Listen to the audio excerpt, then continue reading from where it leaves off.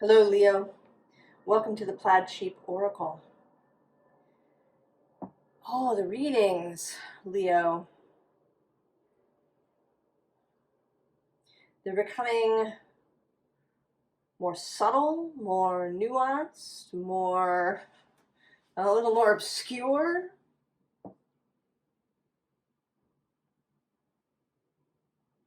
Trying to draw out the message in the clearest way possible.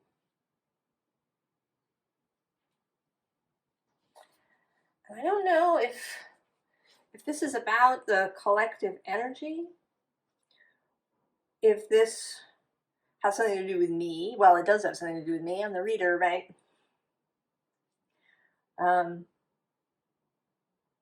You know, Pluto entering Aquarius is having some interesting effects for me. I have a strong relationship to Pluto, although it doesn't seem to loom big in my chart. It has sort of been there as a background through my life.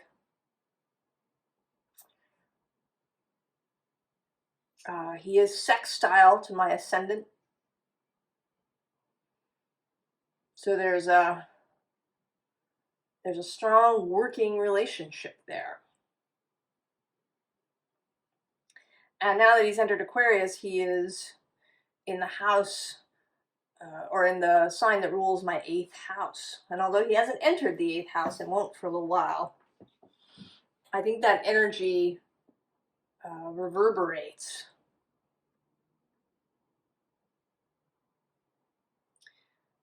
So there is something here, I think, that is mine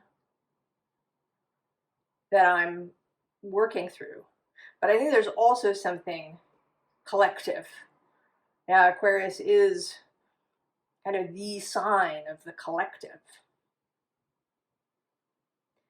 And now he's moving through there. And these readings are becoming much less about, you know, being for someone with a Leo placement, and more about the energy of Leo for all of us. And although, you know, not all the messages will be for everybody, that they do call perhaps to people who don't have a Leo placement, but have this message that wants to come through. And the card here is the Rainmaker, which is a card of manifestation, kind of a magician energy in this deck, someone who uses all of the elements to create, and also uses connection to source and spirit. The Rainmaker is in conversation with the elements in order to bring the rain, metaphoric and otherwise. And there's also, in the description of this card in the book, there's an emphasis on integrity and on honesty, on clarity of motive and intent.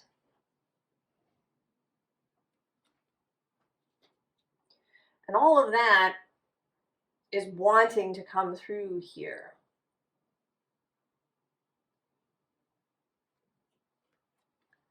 So we have the moon beginning, a mysterious energy. And here I think representing something that may be pulling on you, and you don't really know what it is, perhaps. You can feel the pull, but you can't see it, right? It's not like you're you know, seeing the moon in the sky and understanding that the gravity is pulling on you. And you know, the moon doesn't just pull on water, the moon pulls on everything. Water just moves most easily. But there are land tides too, where the earth actually moves. I mean, it may only be, you know, parts of an inch or an inch,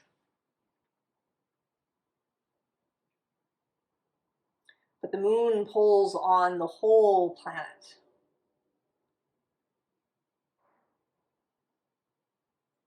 I mean, really, even on the air molecules too, though we can't, right? We don't perceive it.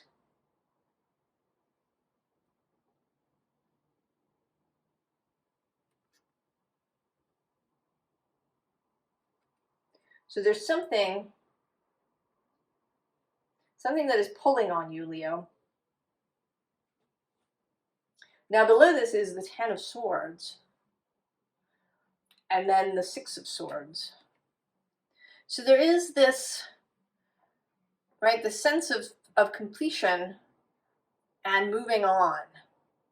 But maybe you don't quite yet know where the Six of Swords wants to draw you. And then on the bottom of the deck is the Knight of Wands. And another interesting thing that's starting to happen in the readings is that other energies showing up strongly. In Gemini's reading that I just did, your energy, Leo, showed up very strongly through the reading.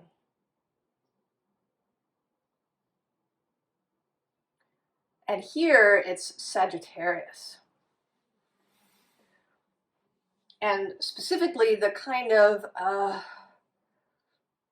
exuberant, mutable aspect of Sagittarius. You're fire, Leo, but you are fixed fire. So moving from your spot may be difficult, right? You're more like the earth in the moon's pull than like the water or air that moves easily, right? That the moon can draw.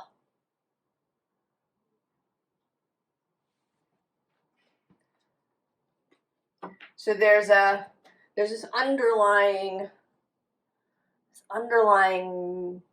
mutable fire energy.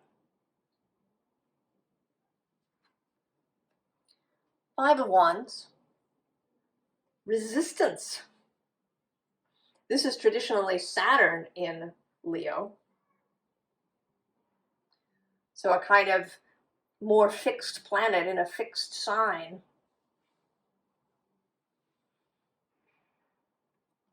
Right? This is meeting something with resistance, maybe even with aggression.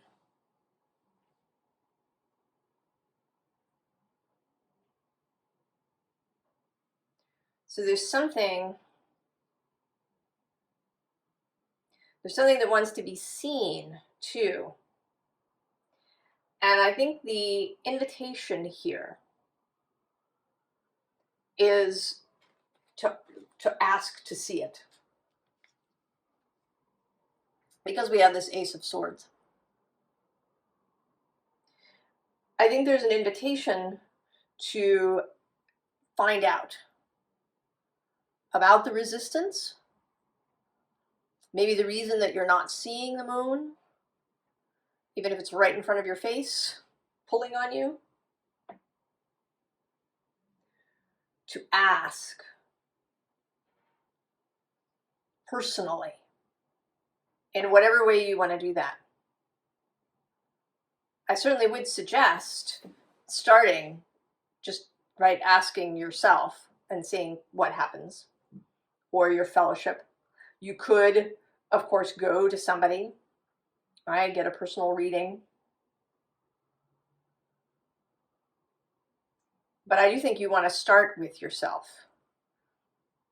And then maybe if you don't really get a clear answer, you could move on, or to round out the information. What is it that is wanting to be seen? And with this Nine of Swords, I think you've got anxieties about seeing it, about opening to whatever it is. Now, if you have been, right, if you've been following along these Leo readings, and maybe you have started engaging in working with other people, it's possible that this has caused other things to surface. You know, I'm always amazed at how much my sister can recall of her childhood. But she's worked many years as a nanny, and she tells me that being around children causes some of these memories to surface. So ways in which, you know, the little kids will do something and she'll think, oh, I remember doing that.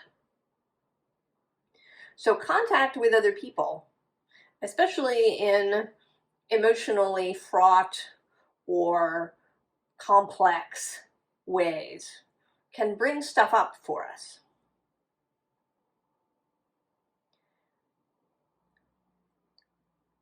And maybe you've run into some personal resistance in this new work that you're doing. That this Rainmaker is here. You know, this is within you.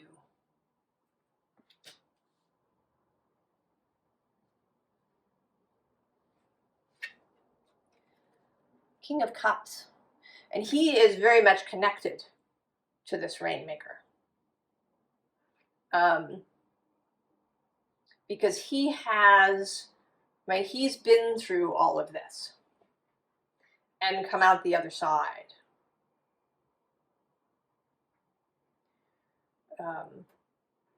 You know, he's been through the Page, the Knight, and the Queen till we get to this King, who is, right, in his highest expression, he is able to be honest and open when, right, as much as is appropriate. Right, he has emotional intelligence. He's not going to blurt all of his secrets wherever he goes. But when it is appropriate, he is able to share honestly. And to, you know, reflect honestly. If he gets into a conflict with somebody, he can reflect honestly on his part. And this is not about blame, it's about seeing how you are a component in whatever is happening.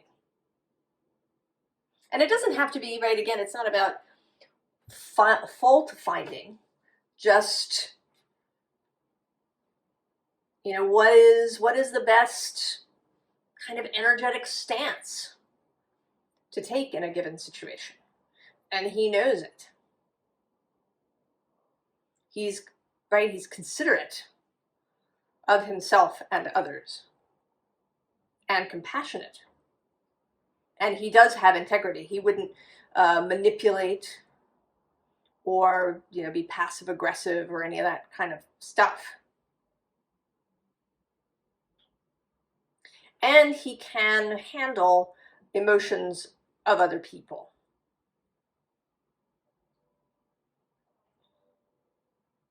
So here in this second row, we kind of, right, this is sort of talking about a basis, you know, where you are, maybe why you might feel stuck if you do, why you may be feeling this draw but don't know where it's coming from. You know, what it is that the Rainmaker really wants to create. Because it's possible that the Rainmaker wants to create something really collaborative. And that even though you've stepped out perhaps and are working with other people, that there's still a real wall between you and these others. And it isn't that you should collaborate with everybody,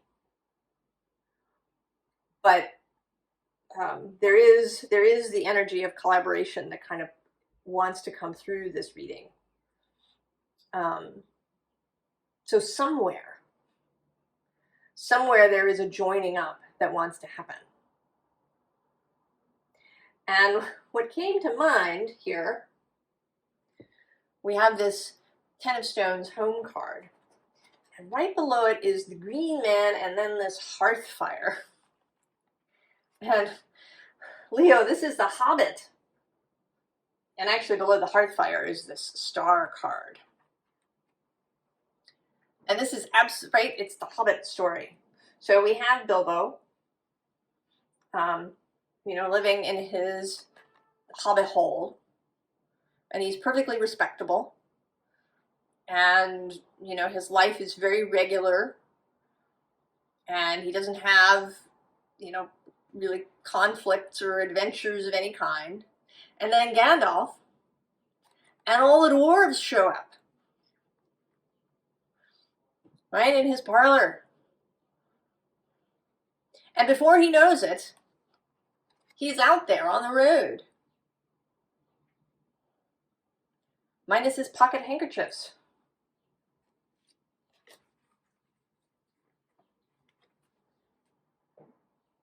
So I think that, and the bottom of this deck is the challenge. So I think, Leo, that if you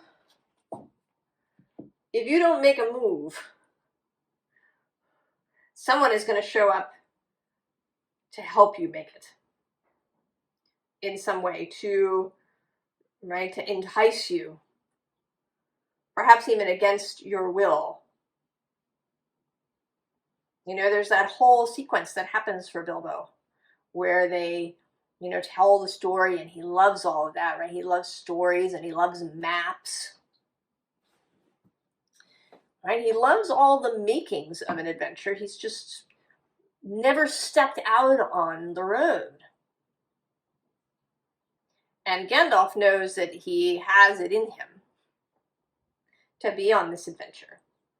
And so he, you know, kind of seduces Bilbo into this with, you know, with all of this, you know, gorgeous story and song, and then B, kind of with a bit of reverse psychology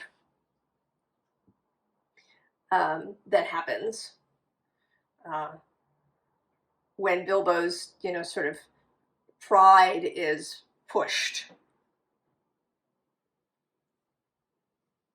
But he comes through. He proves Gandalf correct. And so here you are in the Six of Swords. And I think you are following this King of Arrows across the water. So this King of Arrows, this Kingfisher energy, may be the thing that draws you out, that sends you in a direction that you didn't expect. And it could be that this happens as a result of you asking this question. What is going on?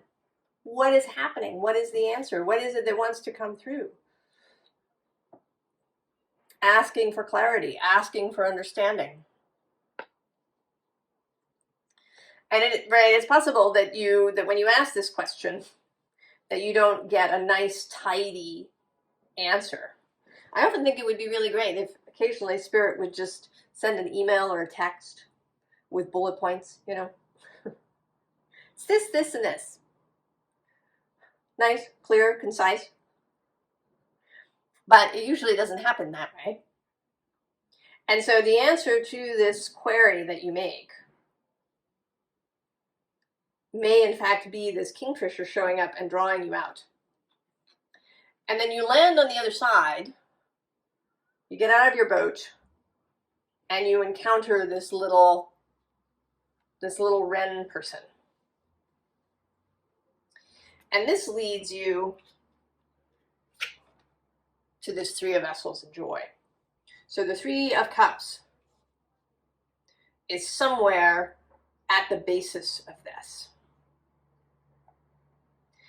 And so that it, you know, it may not even be so much about collaboration in the sense of, you know, you contributing to somebody's work or project, but you just being involved, right? Being really present, you know, really feeling the whole thing and allowing other people to see you feeling the whole thing.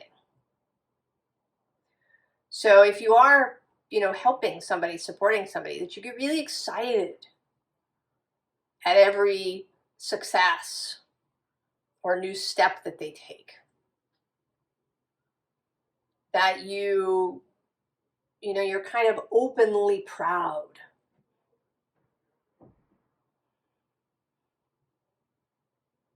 That you accept their invitation, right, when they want to celebrate. That you're seen by other people in their group as well.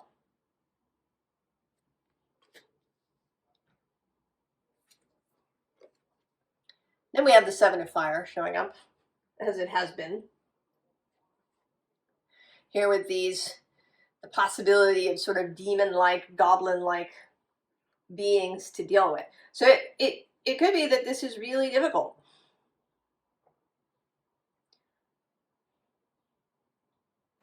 If you do have Leo placements, this is not a guarantee that you find it easy to be seen or to be open or to be willing to kind of have a stake in something, right? To have skin in the game. To be, you know, the person maybe who's taking chances in some way. And the Three of Water reappears below this, I think, as a support, right? It may feel like this, Leo, like this Seven of Fire initially. But this, right, this Three of Cups is really what wants to come through. To have that energy. To, right, to sort of feel, right, to feel accepted. To feel supported. Right, to not, you know, because this is, all of this is very mutual work, Leo. You know, you may be out there supporting some person in their creativity, but it's not a one-way street. It's a relationship. And the bottom of this deck is the Knight of Fire repeating. That Sagittarian energy of carrying the torch. Right? It's kind of like, if we think of Leo as the bonfire, it's, right, of you know, Leo kind of being on the stage. It's Leo stepping down off of the stage to have a relationship with, you know, people that seem to only be an audience. Right? Because Sagittarius lights their torch at Leo's bonfire and then moves out into the community.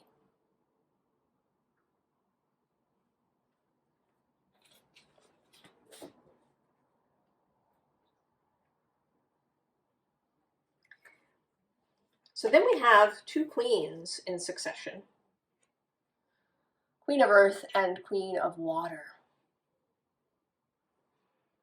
And I think these are partly coming through as a kind of, I hate to use the term self-care, but, right, personal support for yourself through this process, but also as a suggestion to allow yourself to really feel things.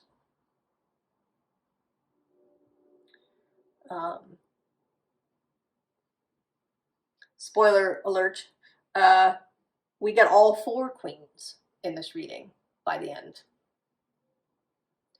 So the willingness to really feel things and to embody these energies, right? The energies of all 4 elements. And I'm going to say all 4 modalities, right? From an astrological perspective, we have cardinal, fixed, and mutable. And to allow yourself to be all of those as well. And we all can be. Because they all, even if we don't have a placement, say in a cardinal sign, the energy still exists within our chart. Maybe we're not the initiator very often, but sometimes we do. Or maybe we're not the upholder very often if we have a lot of mutable energy, but sometimes we do. And if you can, right, if you can allow yourself the luxury of some time and space to really absorb what it is that's happening for you as you engage in this process of stepping out into the community, into really making connections that are interdependent.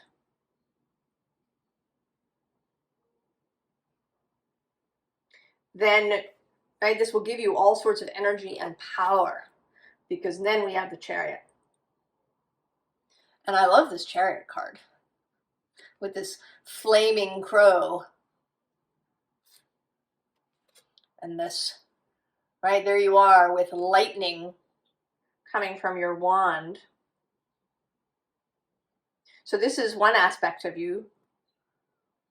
This is a Chiron, right? This is Cancer. It is a cardinal energy of initiation.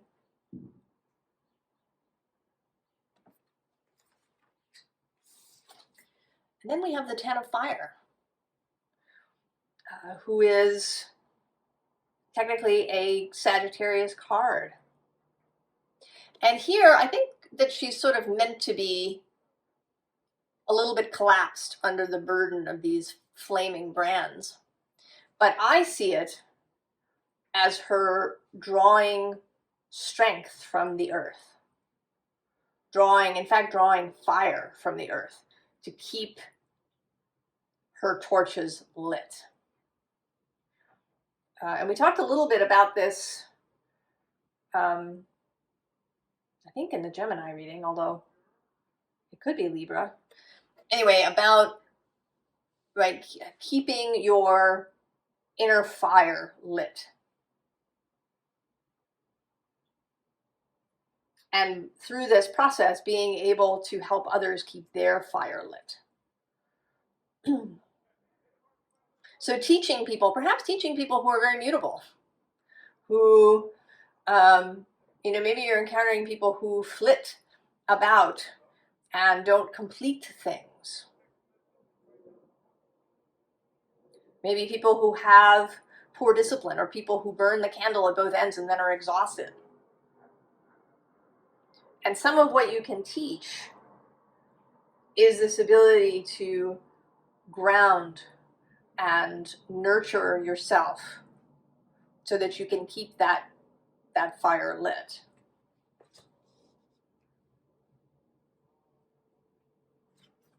Grail Knight, of course. Who else would show up at this point? The devotion, the discipline, the commitment to the quest, to the mission, to the life. And at the bottom of this deck, we have birth and rebirth.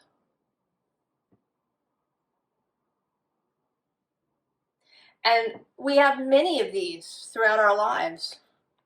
We don't just transform once.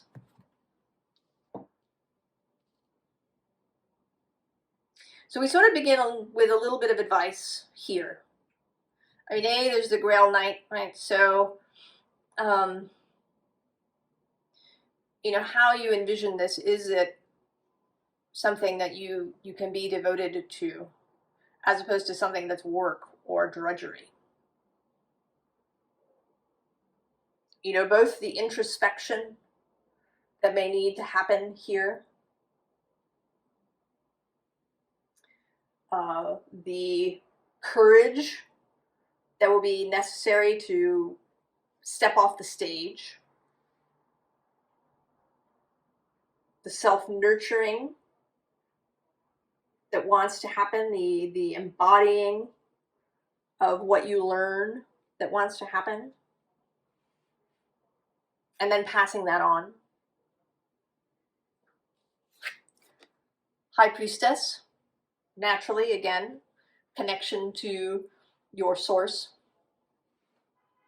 connection to subtle communication and subtle information, paying attention to your own feelings and what they're telling you about the situation. Also paying attention to your body. We often don't talk about it with the High Priestess, but I think the High Priestess would have been highly embodied, would have known, you know, what her feelings were, and you know, what it meant when she had different feelings in her body, and that she would have taken care of herself.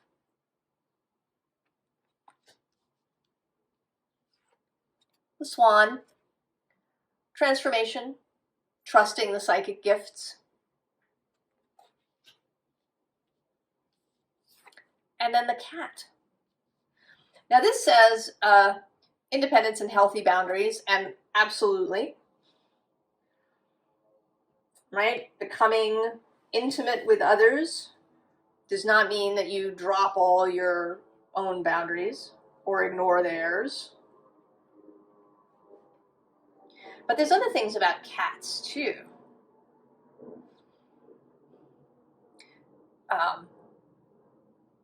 Right? That they sleep a lot, and maybe you need more sleep than you've been getting. That's sort of coming through, and that might be possible.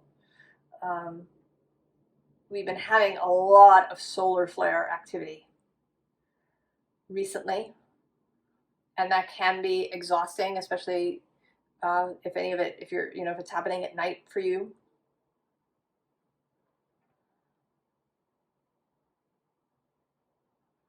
They know how to really relax when that's appropriate. They know how to play when that's, appropriate. So all of those cat things, and there's many other cat things, and you might want to think about what cats mean to you. What does it mean to be cat-like, or what do cats mean to you?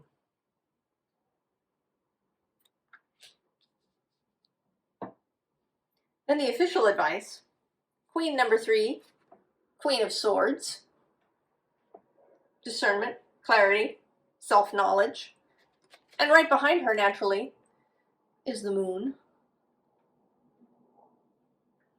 And here the Moon is Diana, who knows exactly where she wants her arrow to go. So seeing what it is, right? What is the Moon's pull? And then the bottom of this deck is the Princess of Swords. So both Queen and Princess. And the King actually shows up here too. So all of the different, the ways of communicating, beginner's mind, student mind in the case of the Princess. And then there's you, Leo, the Sun. And this Sun, the Zoria, are the dawn. They are goddesses of the dawn, of the fresh, new beginning.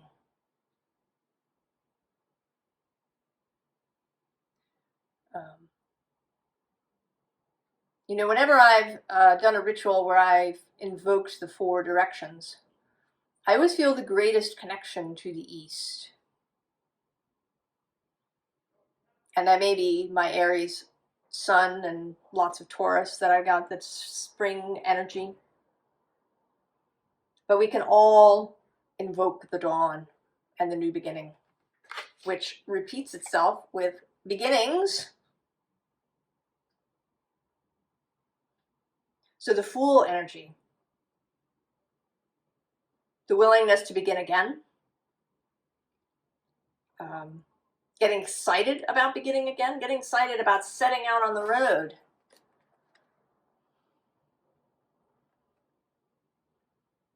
And if you do a little planning, then maybe you don't have to run out without your pocket handkerchiefs.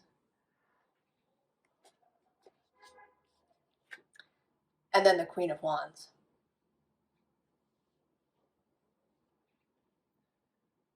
That embodied fire and cardinal fire.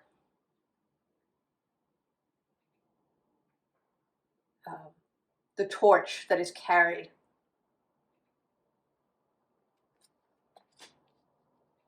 Now, this may not be for everybody. Maybe it's just, I don't know, maybe it's just for one person. But when I pulled these cards, under the Swan, this forgiveness card popped out. So there may be something for some of you about forgiveness.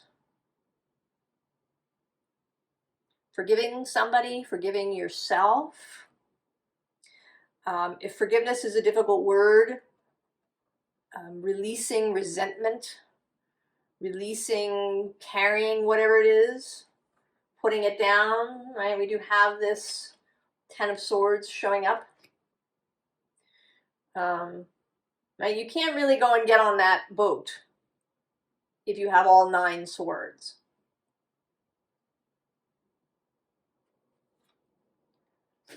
There may be weight that needs to be dropped. And I sense, I don't know, I feel like it's mostly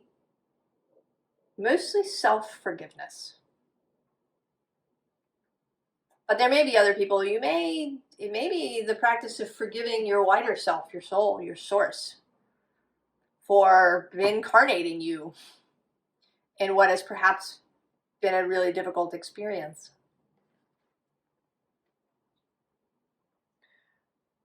So just a little note that maybe there is something for some of you that needs to be released, forgiven.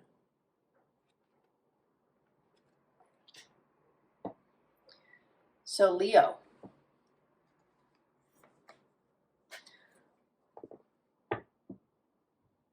Something that's pulling on you to become, right? To become the Rainmaker. I feel like that maybe the pull is to really embody the Rainmaker. And that this clarity that you need to seek for yourself personally is on what it is that's stopping you. Why are you resisting? And maybe even what are you resisting? You know, are you resisting intimacy? Are you resisting trust? Are you resisting something else? And to ask for help with that. So that you can fully embody the Rainmaker for yourself and for others. Because that's an aspect of the Rainmaker, is that they make the rain for the whole community.